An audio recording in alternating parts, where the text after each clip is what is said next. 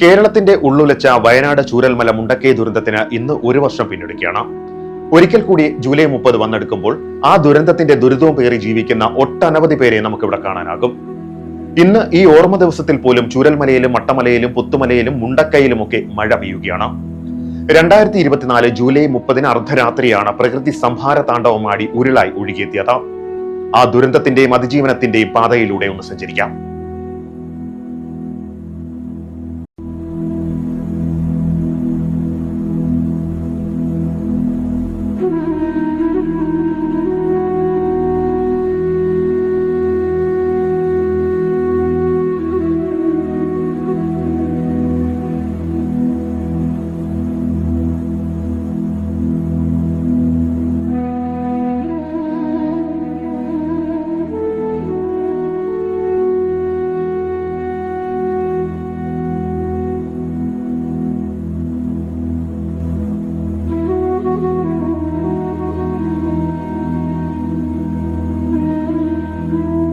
കേരളം കണ്ട ഏറ്റവും വലിയ ദുരന്തത്തിന് ഇന്ന് 1 വർഷം പൂർത്തിയാകുന്നു. ചൂരൽമലയിൽ ഒരു ചതുരശ്ര കിലോമീറ്റർ ചുറ്റളവിൽ 298 പേരുടെ മരണം രേഖപ്പെടുത്തിയ ദുരന്തം.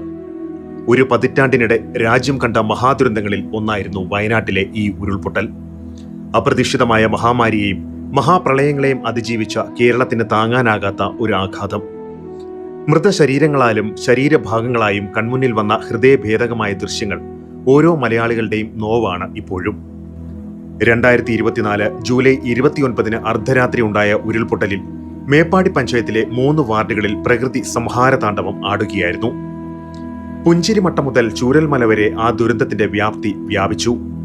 298 മരണം ഔദ്യോഗികമായി സ്ഥിരീകരിച്ചു. 190 പേരെ കാണാതെയായി. പുഞ്ചിരിമട്ടം പൊട്ടി മുണ്ടക്കൈയും ചൂരൽമലയും അപ്പാടെ ചാലിയാറിലേക്ക് ഒഴുകുകയായിരുന്നു. 8 കിലോമീറ്റർ വരെ മണ്ണും മരങ്ങളും കൂറ്റൻ പാറകളും കുത്തിയൊലിച്ചു. ചാലിയാർ കടലിൽ ചേരുന്ന ബേപ്പൂർ വരെ ഉരുളൊഴുകി. അതിശക്തമായ മഴയായിരുന്നു ഉരുൾപൊട്ടലിന് പ്രധാന കാരണമായത്. ഈ മേഖലയിൽ 2 ദിവസത്തിൽ 570 മില്ലിമീറ്ററിൽ കൂടുതൽ മഴ പെയ്തു. തോട്ടം തൊഴിലാളികളുടെ ഉൾപ്പെടെ 242 വീടുകൾ ഒലിച്ചുപോയി. കനത്ത മഴ പകർന്ന കുളിരിൽ ഗ്രാമം ശാന്തമായി ഉറങ്ങുമ്പോഴാണ് ആ ദുരന്തമുണ്ടായത്. 100 കണക്കിന് ആളുകൾ അധിവസിക്കുന്ന മുണ്ടക്കൈയെയും ചൂരൽമലയെയും തകർത്തെറിഞ്ഞ് കല്ലും മണ്ണും ഭീമൻ പാറക്കൂട്ടങ്ങളും വന്നു പതിച്ചു. ദുരന്തത്തിന് ഇരയായതാകട്ടെ തോട്ടം തൊഴിലാളികൾ അടക്കമുള്ള സാധാരണക്കാരും. വലിയ ദുരന്തത്തിന് മുന്നറിയിപ്പ് നൽകും വിധം ആദ്യത്തെ ചെറിയ ഉരുൾപൊട്ടലിൽ വെള്ളവും മണ്ണും ഒലിച്ചെത്തി. ഗാഢനിദ്രയിലായിരുന്ന പലരും അത് അറിഞ്ഞതുപോലുമില്ല. അറിഞ്ഞവരാകട്ടെ കിട്ടിയതും കയ്യിൽ കരുതി കുടുംബവുമായി സുരക്ഷിത ഇടം തേടിപ്പാഞ്ഞു. തൊട്ടുപിന്നാലെ മഹാദുരന്തം പാഞ്ഞെടുക്കുമ്പോഴും പലരും സുഖനിദ്രയിലായിരുന്നു. ഉറക്കത്തിൽ വന്ന ദുരന്തമായതുകൊണ്ട് തന്നെ അപകടത്തിൽപ്പെട്ടവരിൽ പലർക്കും എന്താണ് സംഭവിക്കുന്നതെന്ന് പോലും തിരിച്ചറിയാനായില്ല. ഒഴുക്കിൽപ്പെട്ട പലരും ശ്വാസം മുട്ടിയും പാറക്കെട്ടുകളിൽ ഇടിച്ചും തൽക്ഷണം മരണപ്പെട്ടു. ചെളിയിൽ പുതഞ്ഞവരാകട്ടെ അതിൽ കിടന്ന് ശ്വാസം വലിച്ചു. ഒഴുക്കിൽപ്പെട്ട പലരുടെയും മൃതദേഹം പിന്നീട് കണ്ടെത്തുന്നത് കിലോമീറ്ററുകൾ അകലെയുള്ള നിലമ്പൂരിലെ ചാലിയാർ പുഴയിൽ നിന്നുമാണ്. മുണ്ടക്കൈയിൽ നിന്നും ഒഴുകി സൂചിപ്പാറ വെള്ളച്ചാട്ടവും പിന്നിട്ടാണ് ഇവ ചാലിയാർ എത്തിയത്. ലഭിച്ച മൃതദേഹങ്ങളാകട്ടെ തിരിച്ചറിയാൻ പറ്റാത്ത വിധവും. കണ്ണടച്ച് തുറക്കുന്ന സമയം കൊണ്ടാണ് കേരളം കണ്ട ഏറ്റവും വലിയ മഹാദുരന്തം ഇവിടെ സംഭവിച്ചത്. രക്ഷാപ്രവർത്തകർക്ക് ലഭിച്ച മൃതദേഹങ്ങളിൽ പലതിനും ഉടലും കയ്യും കാലും നഷ്ടപ്പെട്ടിരുന്ന അവസ്ഥയുമായിരുന്നു. നേരം പുലരാത്തതുകൊണ്ട് തന്നെ പലർക്കും ദുരന്തത്തിന്റെ വ്യാപ്തി പോലും മനസ്സിലാക്കാൻ സാധിച്ചിരുന്നില്ല. ദുരന്ത വിവരം മറ്റിടങ്ങളിലേക്ക് വിളിച്ചറിയിക്കാൻ പലരിലും മൊബൈൽ ഫോണുമില്ല. അതുള്ളവർക്കാകട്ടെ നെറ്റ്വർക്ക് പ്രശ്നം കാരണം അതിനുമായില്ല. കുത്തൊഴുക്കിൽപ്പെട്ട് വൈദ്യുത ബന്ധങ്ങളും പൂർണ്ണമായി നിലച്ചിരുന്നു. വയനാട്ടിലെ പുത്തുമല, കവളപ്പാറ, പെട്ടിമുടി, കൂട്ടിക്കൽ, ഒടുവിൽ ചൂരൽമലയും ദുരന്തത്തിനിരയായി. 2019 ഉരുൾ കവർന്ന പുത്തുമലയ്ക്ക് അല്പം അകലെ മാത്രമാണ് ചൂരൽമല സ്ഥിതി ചെയ്യുന്നത്. അപകടത്തിൽപ്പെട്ടവർ ഒറ്റപ്പെട്ടുപോയ പ്രദേശങ്ങളിലേക്ക് രക്ഷാപ്രവർത്തകർ എത്തിച്ചേർന്നുകൊണ്ടേയിരുന്നു. എവിടെ നോക്കിയാലും തകർന്നടിഞ്ഞ വീടുകളും ഗതിമാറി ഒഴുകുന്ന പുഴകളും വൻതോതിൽ കുന്നുകൂടി കിടക്കുന്ന മരത്തടികളും ചെളിയും മാലിന്യ കൂമ്പാരങ്ങളും മാത്രം. സ്ഥലത്ത് സൈന്യം അടക്കമുള്ള രക്ഷാദൌത്യത്തിന്റെ പ്രവർത്തനം പുരോഗമിക്കുന്നു. വളരെ പെട്ടെന്ന് തന്നെ ബേലിപ്പാലം നിർമ്മിച്ചതോടെ രക്ഷാപ്രവർത്തനം ദ്രുതഗതിയിലായി മാറിയിരുന്നു. തകടം മറിഞ്ഞു കിടക്കുന്ന ഈ ഭൂമിക്കടിയിൽ എവിടെയെങ്കിലും തങ്ങളുടെ കുടുംബത്തെ കണ്ടെത്താനാകുമെന്ന പ്രതീക്ഷയോടെയാണ് ദുരന്തത്തെ അതിജീവിച്ചവർ ക്യാമ്പിൽ കഴിഞ്ഞുകൂടുന്നത്. ആ ഗ്രാമത്തിന്റെ മുഖമുദ്രയായിരുന്ന വെള്ളാർമല സ്കൂൾ ഒന്നാകെ മണ്ണിനടിയിലായി. ഉരുൾപൊട്ടൽ ഉണ്ടായ ഭാഗങ്ങളിൽ റഡാർ ഉപയോഗിച്ചും ഡ്രോൺ ഉപയോഗിച്ചുമുള്ള പരിശോധനകൾ നടക്കുന്നു. മൃതദേഹങ്ങൾ ഉണ്ടെന്ന് സംശയമുണ്ടായ പ്രദേശങ്ങളിൽ കെടാവർ നായ്ക്കളെ ഉപയോഗിച്ചും പരിശോധിച്ചു. വിവിധ സംഘങ്ങളായി തിരിഞ്ഞായിരുന്നു ഇവിടെ പരിശോധനകളൊക്കെ നടന്നത്. ഹാരിസൺ മലയാളം ലിമിറ്റഡിന്റെ 64 സെന്റ് ഭൂമിയിലാണ് മൃതദേഹങ്ങൾ സംസ്കരിക്കപ്പെട്ടത്. വിവിധ മതപ്രാർത്ഥനകളോടുകൂടിയായിരുന്നു സംസ്കാര ചടങ്ങുകൾ. ദുരന്തത്തിൽ ഒരു കൂട്ടം ആളുകൾ ഇല്ലാതായതോടെ ബാക്കിയായത് നിരവധി വളർത്തുമൃഗങ്ങളായിരുന്നു. കാലങ്ങളായി തങ്ങളെ പരിപാലിച്ചിരുന്നവരെ തിരഞ്ഞ് ദുരന്തഭൂമിയിൽ അവറ്റകൾ അലഞ്ഞു തിരിയുന്ന കാഴ്ചകളായിരുന്നു ഇവിടെയും. ഭക്ഷണം നൽകിയാൽ സ്നേഹം നൽകുന്ന നായ്ക്കളും ഒരു കൂട്ടം കന്നുകാലികളും. ദുരന്തഭൂമിയിൽ തന്റെ യജമാനന്റെ മണമുണ്ടോ എന്ന് അന്വേഷിച്ച് പരതുകയാണവർ. കൂട്ടത്തിൽ നിരവധി മിണ്ടാപ്രാണികളും കുത്തൊഴുക്കിൽപ്പെട്ടിരുന്നു. ദുരന്തം വരുന്നത് മുൻകൂട്ടി അറിഞ്ഞ് ഇവയിൽ പലതും തങ്ങളുടെ യജമാനന് കാവലായി നിന്നിട്ടുണ്ടാകാം. അതാകും ഇവയും ചെളിയിൽ പുതഞ്ഞത്. അന്നമൂട്ടിയവരെ അത്ര പെട്ടെന്നൊന്നും ഈ മിണ്ടാപ്രാണികൾക്ക് വിട്ടുപിരിയാനാകില്ല. ഇനിയുള്ള യാത്രയിലും അവർ തനിച്ചു തന്നെയാണ്. ദുരന്തമേഖലയിൽ ഇപ്പോഴും ജനവാസമൊന്നുമില്ല. അവിടേക്ക് പ്രവേശിക്കാൻ അനുമതിയുമില്ല. മൊഹാലി ഐസറിന്റെ നേതൃത്വത്തിൽ വിദേശങ്ങളിൽ നിന്നുൾപ്പെടെ എത്തിയ 26 ശാസ്ത്രജ്ഞന്മാരുൾപ്പെട്ട സംഘം നടത്തിയ പഠന റിപ്പോർട്ട് പ്രകാരം മനുഷ്യ ജീവഹാനിയുടെ അടിസ്ഥാനത്തിൽ ലോകത്തെ ഏറ്റവും വലിയ ദുരന്തങ്ങളിലൊന്നായി അവർ ഇതിനെ വിലയിരുത്തുന്നു. ഇരുളിൽ മുണ്ടക്കൈയും ചൂരൽമലയും ഒലിച്ചുപോയപ്പോൾ ആയിരങ്ങളുടെ ജീവൻ തിരികെ പിടിച്ചത് യുദ്ധസമാനമായ രക്ഷാപ്രവർത്തനങ്ങളിലൂടെയായിരുന്നു. ഉരുൾപൊട്ടലുണ്ടായി വിവരമറിഞ്ഞെത്തിയ അഗ്നിശമന സേനയും പോലീസും ഉടൻ തന്നെ രക്ഷാപ്രവർത്തനം ആരംഭിച്ചിരുന്നു. തമിഴ്നാടിന്റെ ഫയർഫോഴ്സ് ഡോഗ് സ്ക്വാഡിന്റെ സഹകരണവും ഇതിനിടയിൽ ഇവിടെ ലഭിച്ചിരുന്നു. ആർമി എഞ്ചിനീയറിംഗ് ഗ്രൂപ്പിന്റെ 70ഓളം വിദഗ്ധർ ചേർന്നാണ് ദുരന്തഭൂമിയിൽ മണിക്കൂറുകൾക്കുള്ളിൽ ബെയിലി പാലം നിർമ്മിച്ചത്. രക്ഷാപ്രവർത്തനത്തിനായി സൈന്യവും ദുരന്ത നിവാരണ സേനയും വയനാട്ടിലെത്തിയിരുന്നു. ആകാശമാർഗം രക്ഷാദൌത്യത്തിന് ശ്രമിച്ചുവെങ്കിലും പ്രതികൂല കാലാവസ്ഥ കാരണം അത് നടന്നില്ല. വടം കെട്ടിയാണ് മറുകരയിലുണ്ടായിരുന്നവർ ചൂരൽമലയിലെത്തിയത്. മുൻപ് ഉരുൾപൊട്ടലുകൾക്ക് സാക്ഷ്യം വഹിച്ചിട്ടുണ്ടെങ്കിലും ഇതൊരു പക്ഷേ ആദ്യമായിട്ടായിരിക്കാം ചാലിയാറിന്റെ തീരത്തുള്ളവർ ഇത്രയും മൃതദേഹങ്ങൾ കാണുന്നത്. ചിതറിത്തെറിച്ച കൈകാലുകളും ശരീരഭാഗങ്ങളും കണ്ടെടുത്തപ്പോൾ അവരുടെ ഉള്ള് അത്രത്തോളം ഉലഞ്ഞിട്ടുണ്ടാകാം. കിട്ടിയ ശരീരഭാഗങ്ങൾ തുണിയിലും മറ്റുമായി പൊതിഞ്ഞ് ആളുകൾ ഏറെ ദൂരം നടന്നാണ് ആംബുലൻസുകളിൽ എത്തിച്ചത്. ഒന്നിനു പിറകെ ഒന്നായി മൃതദേഹങ്ങളും ശരീരഭാഗങ്ങളും വന്നു തുടങ്ങിയതോടെ മോർച്ചറികളും നിറഞ്ഞു കവിഞ്ഞു. ആവശ്യമറിഞ്ഞ് വിവിധയിടങ്ങളിൽ നിന്ന് യുവജന സംഘടനകളും സന്നദ്ധ പ്രവർത്തകരും മൊബൈൽ മോർച്ചറികളുമായി ആശുപത്രികളിലേക്ക് പാഞ്ഞിരുന്നു. ആ ദിനങ്ങളിൽ എങ്ങും ആംബുലൻസ് സൈറനുകളുടെ മുഴക്കം മാത്രമായിരുന്നു കാതുകളിൽ.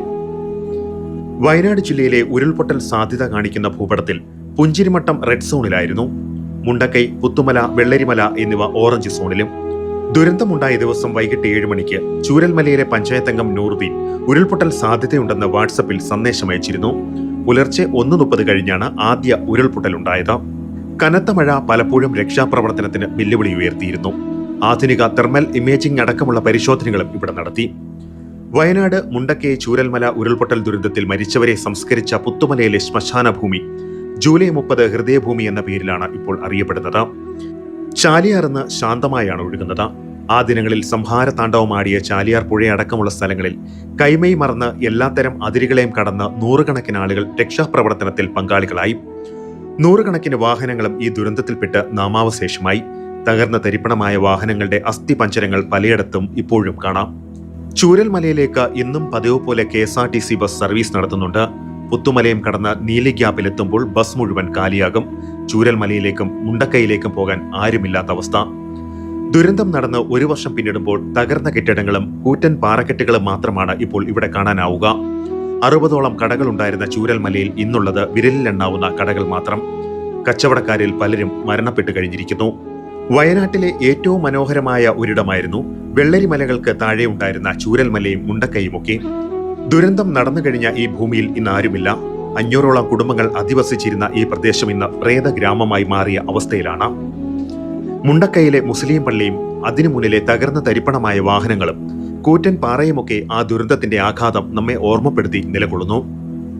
ദുരന്തത്തിന്റെ ആഘാതം ഏറ്റുവാങ്ങിയ വെള്ളാർമല സ്കൂളിന് നഷ്ടമായത് 53 കുട്ടികളെയാണ്. ഈ സ്കൂൾ ഇല്ലായിരുന്നുവെങ്കിൽ ചൂരൽമലയിലെ കുറെ വീടുകളും ജനങ്ങളും കൂടി ഇല്ലാതായനെ. കാരണം സംഹാര താണ്ഡവമാടിയെത്തിയ ഉരുളിനെ വൻമതിലെന്നോണമാണ് ഈ സ്കൂൾ തടഞ്ഞു നിർത്തിയത്. തൊഴിൽ നഷ്ടപ്പെട്ട 154 കുടുംബങ്ങൾക്ക് ഇപ്പോഴും ദൈനംദിന ചിലവുകൾക്കും വാടകയ്ക്കും ഉൾപ്പെടെ സർക്കാർ സഹായങ്ങൾ നൽകുന്നുണ്ട്. മുണ്ടക്കൈ ചൂരൽമല ദുരന്തത്തിൽപ്പെട്ടവർക്ക് പൂർത്തിയാകാതെ നിൽക്കുകയാണ് വീടെന്ന സ്വപ്നം. ദുരന്ത ബാധിതർക്ക് വാടക കിട്ടുന്നു എന്നതാണ് ആകെയുള്ള ആശ്വാസം. കേരളത്തിലെ പ്രധാന വിനോദസഞ്ചാര കേന്ദ്രങ്ങളിലൊന്നായ വയനാട്ടിലെ മുണ്ടക്കൈ, ചൂരൽമല, അട്ടമല, പുഞ്ചിരിമട്ടം എന്നിവിടങ്ങൾ ഒരു കാലത്ത് വിനോദസഞ്ചാരികൾക്ക് ഏറെ പ്രിയപ്പെട്ടതായിരുന്നു. ആ പ്രദേശമാണ് ഒരു രാത്രി കൊണ്ട് തുടച്ചു മാറ്റപ്പെട്ടത്.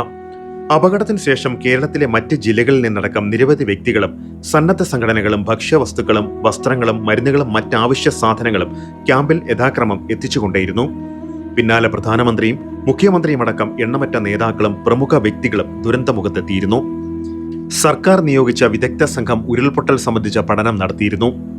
National centre for earth science സ്റ്റഡീസിലെ മുൻ ശാസ്ത്രജ്ഞന്മാരുടെ നേതൃത്വത്തിലുള്ള 6-അംഗ സംഘമാണ് ദുരന്തബാധിത മേഖലകൾ പലതവണ സന്ദർശിച്ച് വാസയോഗ്യവും വാസയോഗ്യമല്ലാത്തതുമായ മേഖലകൾ നിർണയിച്ചത്. അതിശക്ത മഴയിൽ പാളികളായ പാറയും മണ്ണും നിരങ്ങിയിറങ്ങിയതാണ് ഉരുൾപൊട്ടലിന് കാരണമായതെന്നാണ് വിദഗ്ധ സമിതി കണ്ടെത്തിയത്. 3 കല്ലും മണ്ണും മരങ്ങളും അടിഞ്ഞ് അണക്കെട്ട് രൂപപ്പെട്ട് പൊട്ടിയത് ദുരന്തത്തിന്റെ തീവ്രത വർദ്ധിപ്പിച്ചതായും വിലയിരുത്തി. ദുരന്തബാധിത മേഖലയുടെയും പുന്നപ്പുഴയുടെയും പുനരുദ്ധാരണത്തിനുള്ള നിർദ്ദേശങ്ങളും വിദഗ്ധ സമിതി നൽകിയിരുന്നു. കേരളം നടുങ്ങിയ, രാജ്യം വിതുമ്പിയ, ലോകരാജ്യങ്ങൾ ഉറ്റുനോക്കിയ ഒരു ദുരന്തം. സംസ്ഥാന ചരിത്രത്തിലെ മഹാദുരന്തം, വയനാട്ടിലെ ഉരുൾപൊട്ടൽ. അന്നു മുതൽ ഇന്ന് വരെയും ചിത്രത്തിൽ നിന്നും മാഞ്ഞു പോകാത്ത ഒരു ദുരന്തഭൂമി. വയനാട്ടിൽ ഉരുൾപൊട്ടലും മണ്ണിടിച്ചിലും പുതിയതല്ല. 2018 പ്രളയത്തിന് ശേഷം മാത്രം വയനാട്ടിൽ 200-ലധികം ഉരുൾപൊട്ടലുകളും മണ്ണിടിച്ചിലും നടന്നതായാണ് പഠനങ്ങൾ തെളിയിക്കുന്നത്. നിരവധി കാരണങ്ങളായുള്ള ഉരുൾപൊട്ടലിനും മണ്ണിടിച്ചിലിനും അതിതീവ്ര മഴയ്ക്കും ചെരിവുകളിലൂടെയുള്ള ഭൂമിയുടെ രൂപമാറ്റവുമാണ് പ്രധാന കാരണമായി പ്രത്യക്ഷത്തിൽ കാണാൻ കഴിയുന്നത്. ഉരുൾപൊട്ടലുകളെക്കാൾ ഭീകരമായ മണ്ണിടിച്ചിലുകൾ പലപ്പോഴും വയനാട്ടിൽ ഉണ്ടായിട്ടുണ്ട്.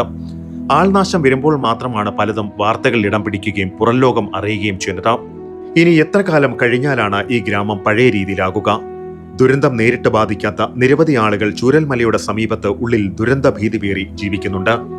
തീർച്ചയായും വയനാട്ടിലെ ദുരന്തം ഒരു ഓർമ്മപ്പെടുത്തലാണ്. ഈ ദുരന്തം പ്രകൃതിക്ഷോഭങ്ങളുടെയും മനുഷ്യനിർമ്മിത പാരിസ്ഥിതിക പ്രശ്നങ്ങളെയും ഓർമ്മിപ്പിക്കുന്നു. വയനാടിന്റെ പ്രകൃതി ഭംഗിക്ക് മുകളിൽ ഒരു കറുത്ത അധ്യായമായി ആ ഉരുൾപൊട്ടൽ മാറി. പ്രിയപ്പെട്ടവരെ നഷ്ടപ്പെട്ടവരുടെയും എല്ലാം തകർന്ന് നഷ്ടപ്പെട്ട ദുരിതാശ്വാസ ക്യാമ്പുകളിൽ അഭയം തേടിയവരുടെയും വേദന ഇന്നും അവശേഷിക്കുന്നു. ദുരന്തമുഖത്ത് കേരളം ഒറ്റക്കെട്ടായി നിന്ന കാഴ്ച ഏവരുടെയും മനസ്സിൽ മായാതെ നിലനിൽക്കും. പ്രകൃതിയെ സംരക്ഷിക്കേണ്ടതിന്റെയും ദുരന്തങ്ങളെ പ്രതിരോധിക്കുന്നതിന്റെയും ഓർമ്മപ്പെടുത്തൽ കൂടിയായി മാറുകയാണ് ഈ വാർഷികവും. വാർത്താ കേരളം, തിരുവനന്തപുരം.